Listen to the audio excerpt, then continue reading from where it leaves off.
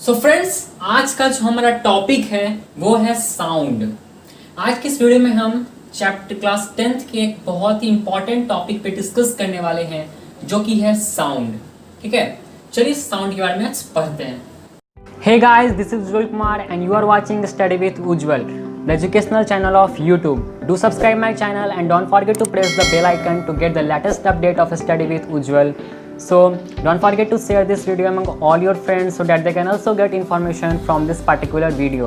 If you have any queries regarding this video, then drop in comment box. So let's start this video and please subscribe my channel for further updates. So let's start without wasting your time. सबसे पहले sound होता क्या है? ठीक है, sound क्या है?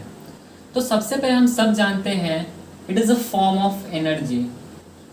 It is a form of energy. ठीक है, साउंड जो है वो एक एनर्जी का फॉर्म है। ठीक है, अब इसके डिफाइन को अगर हम पूरा कंप्लीट करते हैं तो इसका डिफाइन कुछ ऐसा होता है। Sound is a form of energy. Sound is a form of energy which gives us the sensation of listening। ठीक है, साउंड एक एनर्जी का ऐसा फॉर्म है जिससे हम कोई भी साउंड को सुन सकते हैं। हमें सुनने का महसूस होता है, मतलब लिसनिंग का सेंसेशन देता है। ठीक है, कोई भी चीज़ हम सुन सकते हैं साउंड, उसको साउंड एनर्जी कहते हैं। ठीक है, तो साउंड का एक बात ऐसा है, ठीक है, कि बचपन में 9th क्लास में लोग पढ़े थे, किसमें, क्लास 9th में, कि साउंड जो होता है वो ना वाइब्रेशंस के थ्रू वाइब्रेट करके हमारे कानों तक पहुंचता है। ठीक है, तो साउंड जो क्या होता है वो वाइब्रेट करता है। एक पार्टिकल्स दूसरे पार्टिकल से टकराता है, वाइब्रेट करता है, दूसरा पार्टिकल तीसरे पार्टिकल से वाइब्रेट करता है, और साउंड जो है फाइनली हमारे ईयर तक पहुंच जाता है। ठीक है, तो हमें यहाँ पे साउंड महसूस होता है कि कोई साउंड प्रोड्यूस हुआ है वहाँ पे। ठीक है, उसी को हम लोग कहते हैं साउंड एनर्जी। अच्छा, एक एग्जाम्पल हम लोग लेते हैं। मान लीजिए ट्यूनिंग फॉर्क है। ठीक है, ट्यूनिंग फॉर्क क्या है? ये ट्यूनिंग फॉर्क है, ट्यूनिंग फॉर्क। ठीक है, जब इस पर हम कुछ मेटल से स्ट्राइक करते हैं, ठीक है, मेटल का ये कुछ बना हुआ है, जब इससे हम स्ट्राइक करते हैं तो ये वाइब्रेट करता है। क्या करता है?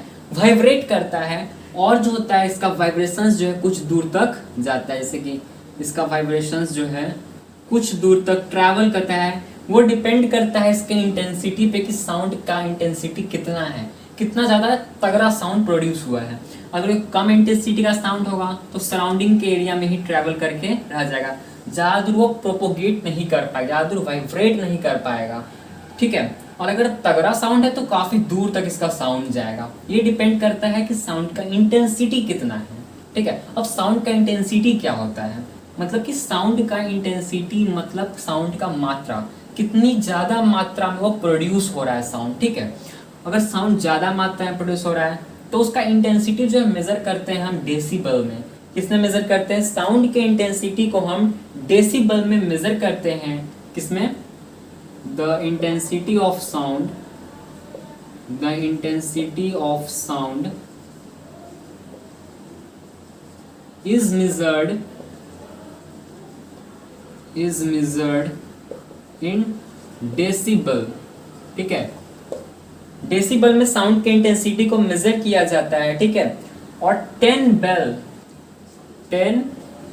Bell is equal to 1 decibel. ठीक है, ये इसका यूनिट, 10 डेसिबल में मतलब कि 1 डेसिबल में 10 बेल होता है। ये आपको उतना डीपली पढ़ना नहीं है। बेसिकली ये इंटेंसिटी ऑफ साउंड को मेजर करने के लिए हम डेसिबल का प्रयोग करते हैं। ठीक है, जहां भी साउंड के इंटेंसिटी को मेजर करना हुआ डेसिबल का यूज करते हैं। ठीक, ये था आपका पूरा साउंड। अब साउंड प्रोपोगेट किस फॉर्म में करता है? ठीक है, तो साउंड जो होता है वो वेव के फॉर्म में प्रोपोगेट करता है। किस फॉर्म में? वेव के फॉर्म में। साउंड जो होता है वो वेव के फॉर्म में प्रोपोगेट करता है। वेव के लिए एक नेक्स्ट लेक्चर बनेगा। बेसिकली साउंड जो है कुछ इस तरह से प्रोपोगेट करता है। ठीक है, ये साउंड जो है इस तरह से प्रोपोगेट करता है और वाइब्रेट करके साउंड जो है फाइनली हमारे ईयर तक पहुंचता है। ठीक है, जैसे कि आपको ट्यूनिंग फॉक का एग्जांपल दिया, स्ट्राइक करता है, कुछ साउंड प्रोड्यूस होता है और साउंड जो होता है वो वाइब्रेट करते करते एक पार्टिकल दूसरे पार्टिकल से स्ट्राइक करता है, साउंड को कैरी करता है, फिर साउंड को इधर से कैरी करता है और फाइनली ये हमारे ईयर तक पहुंच जाता है। ये था आपका पूरा साउंड का क्राइटेरिया। ठीक है, ये पूरा साउंड का, आप उसको अच्छे से नोट कर लीजिए, अच्छे से समझ लीजिए, थोड़ा बुक पढ़िए, डीपली समझ में आएगा। ठीक है, अब हम बात करते हैं reflection of sound. Sound reflect कैसे करता है। ठीक है, साउंड को रिफ्लेक्ट करने के लिए बहुत ही अच्छा तरीका है, मैं बताता हूं आपको। अब बात करते हैं reflection of sound. Reflection of sound. ठीक है, रिफ्लेक्शन ऑफ साउंड का मतलब क्या होता है? तो रिफ्लेक्शन ऑफ साउंड का मतलब होता है the returning back of sound energy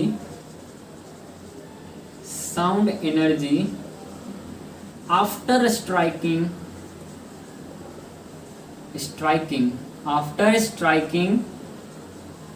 from a surface. जब कोई सरफेस पे साउंड स्ट्राइक करता है फिर वो रिटर्न बैक हो जाता है, उसी को हम लोग कहते हैं रिफ्लेक्शन ऑफ साउंड। बेसिकली इसको देख के आपको एक चीज याद आ रहा होगा कि रिफ्लेक्शन ऑफ साउंड जो है वो बिल्कुल रिफ्लेक्शन ऑफ लाइट के रूल्स को ओबे करता है। ठीक है, रिफ्लेक्शन ऑफ लाइट इससे प्रीवियस चैप्टर में आप लोग पढ़े होंगे कि रिफ्लेक्शन ऑफ लाइट भी होता है bouncing back of light from after striking from a smooth surface. ठीक है, यहाँ पे बिल्कुल वही बात है। आप देखिएगा यहाँ पे, जैसे यहाँ पे एक स्मूथ सरफेस मान लेते हैं। ठीक है, यहाँ पे एक साउंड आया, स्ट्राइक होके इधर बाउंस बैक कर गया। ठीक है, बाउंस बैक कर गया, इसी को हम लोग कहते हैं रिफ्लेक्शन ऑफ साउंड। ठीक है, यहाँ पे ये हो जाएगा रिफ्लेक्टेड साउंड। ये हो गया आपका रिफ्लेक्टेड साउंड। ये हो गया आप लोग का स्मूथ सरफेस। ये आई हो गया, ये आर हो गया, मतलब रिफ्लेक्टेड साउंड। ठीक है, ये आपका रिफ्लेक्टेड साउंड होगा। ये आपका हो जाएगा सोर्स ऑफ साउंड। ठीक है, ये बिल्कुल जो है रिफ्लेक्शन ऑफ साउंड जो है रिफ्लेक्शन ऑफ लाइट की तरह है। लाइट का रिफ्लेक्शन आप लोग जरूर पढ़े होंगे। ठीक है, ये यहाँ से एक साउंड प्रोड्यूस, मान लीजिए यहाँ पे साउंड बॉक्स है, यहाँ से साउंड प्रोड्यूस हुआ, स्ट्राइक करके यहाँ पे आगे की तरफ बढ़ गया रिफ्लेक्शन साउंड। यहाँ पे सोर्स, यहाँ से सोर्स हुआ, यहाँ पे लिसनर होगा, वो साउंड को वो ऑब्जर्व कर लेगा, कैच कर लेगा और वो साउंड को सुन लेगा। ठीक है, ये था आपका रिफ्लेक्शन ऑफ साउंड का फेनोमेनन। आई होप आप लोग को अच्छी तरह से इसका समझ में आएगा। आप लोग कहीं पे भी लिख सकते हैं the reflection of sound obeys the laws of reflection of light. ठीक है, incident ray is equal to reflected ray. ठीक है, यहाँ पे एक नॉर्मल बन रहा है, sine i is equal to sine r. ये सब आपका रिफ्लेक्शन ऑफ साउंड का फेनोमेनन है। ये ज्यादा उतना पूछता नहीं, बस आपको एक फिगर पूछेगा या फिर डिफाइन पूछेगा। ठीक है, आगे हम लोग बढ़ते हैं।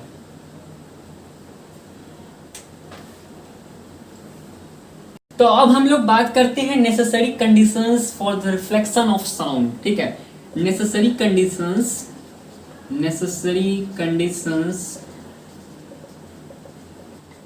required for the reflection of sound,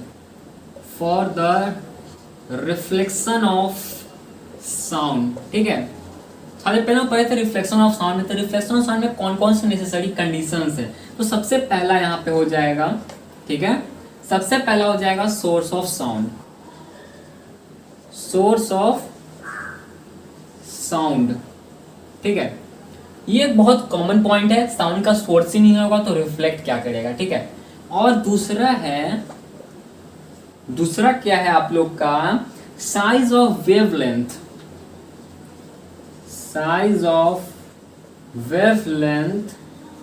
ठीक है, साइज ऑफ वेवलेंथ तो जो साउंड स्ट्राइक करेगा, size of wavelength must be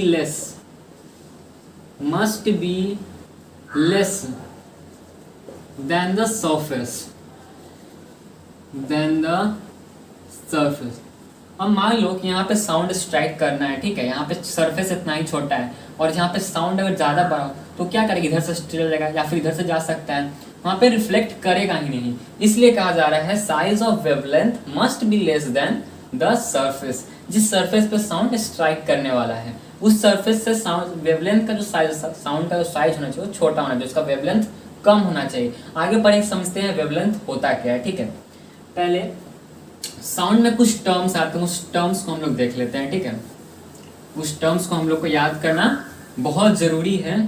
पहला उसमें टर्म आता है, पहले साउंड का टाइप जानते हैं, ठीक है। दो तरह का साउंड होता है, फर्स्ट होता है इंफ्रासोनिक, अल्ट्रासोनिक। हम जो लिखते हैं वो बहुत लोग को दिखता नहीं है, इसलिए हम उसको बार बार रिपीट भी करते हैं, ठीक है। और एक होता है ऑडिबल रेंज,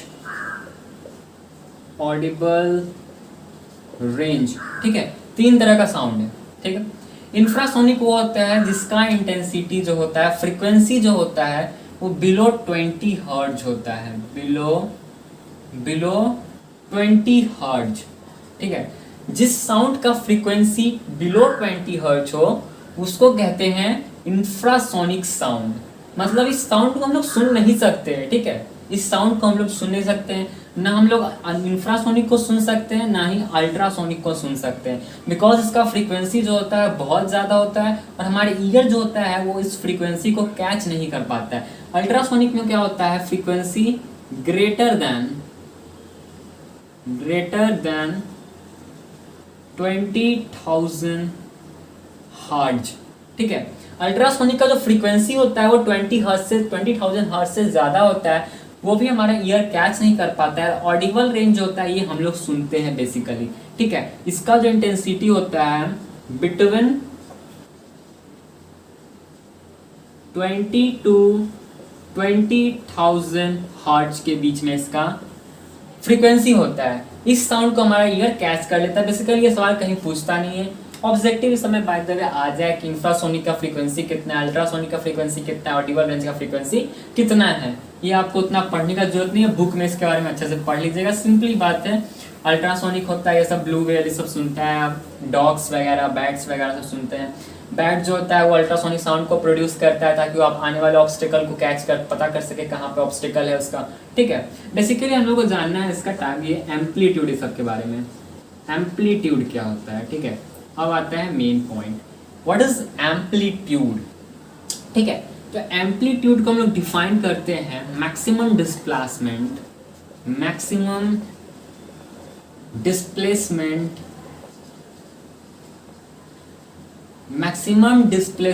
ठीक है। Maximum displacement of sound wave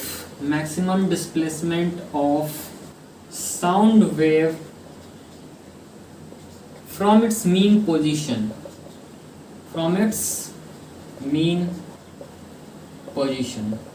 ठीक है। सबसे पहले एक साउंड वेव हम लोग क्रिएट करते हैं, ठीक है। सबसे पहले एक साउंड वेव क्रिएट करते हैं, ये बन गया हमारा एक साउंड वेव, ठीक है। ये मान लेते हैं 5 मीटर का है, 5 मीटर का।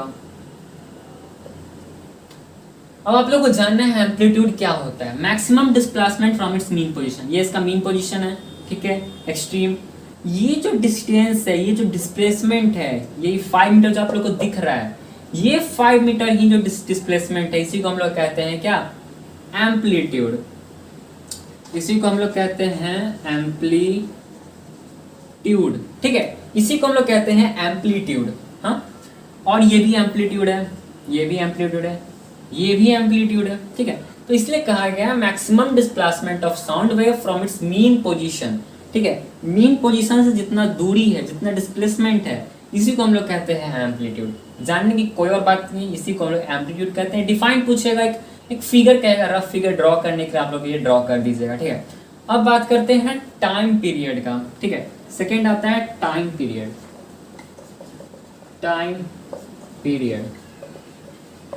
ठीक है। तब जानते हैं टाइम पीरियड क्या होता है। तो टाइम टेकन बाय